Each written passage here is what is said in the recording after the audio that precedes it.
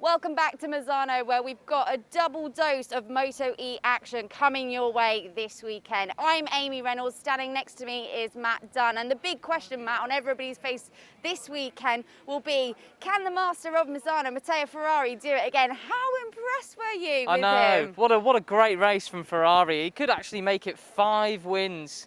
5 wins? Yeah, 5 wins in Misano over the last 2 years. I mean, literally nobody else on the planet could say that. But he was absolutely awesome last time around. We saw it last year when he took those Misano victories. It was a bit of a sort of a runaway thing. He had a bit more of a battle, I think, in the second race.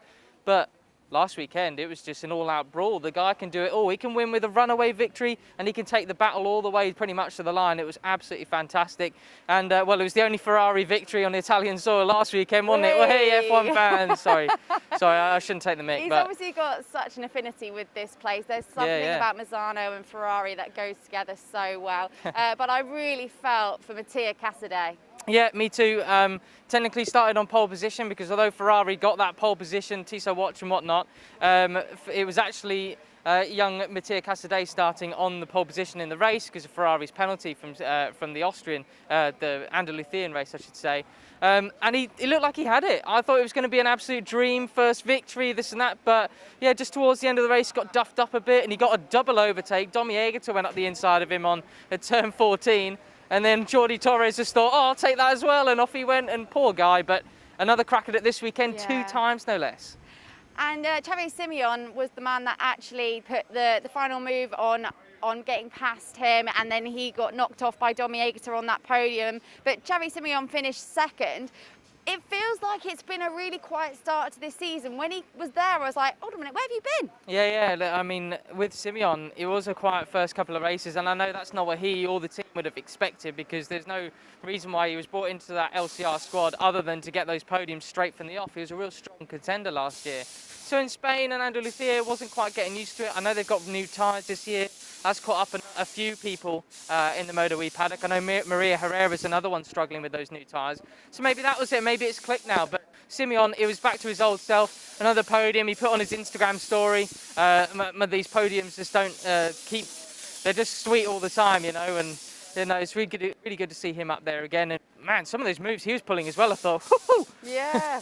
Well, talk about moves. Domi Aegerter really impressed me again. I mean, we always say it, that these races, because they're they're shorter, they don't really allow for mistakes, but he did make a mistake and bounced back from it really, really well. Yeah, Domi was, he's a Moto E rookie, of course, not a general rookie at all, because he's got so much experience around this circuit from years gone by in Moto 2 and his other Grand Prix classes career.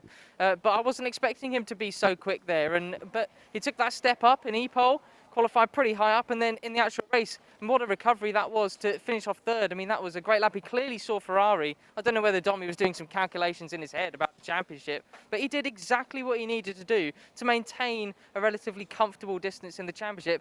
Of course, things can change like that in Moto E, so it's not that sort of 12-point lead is not actually all that much given what we know can happen in this series.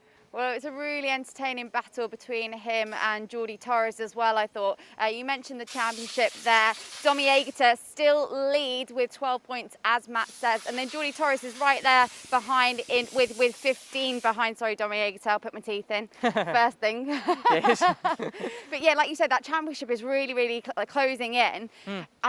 Do you think we're going to perhaps see a change in the championship this weekend with 2 races coming up? Yeah, I really think we could, because if you have one mistake in E-pole, well, that's 2 races potentially that's covered. So we saw just how much even going out of track limits just for a few millimeters in Eric Granado's case.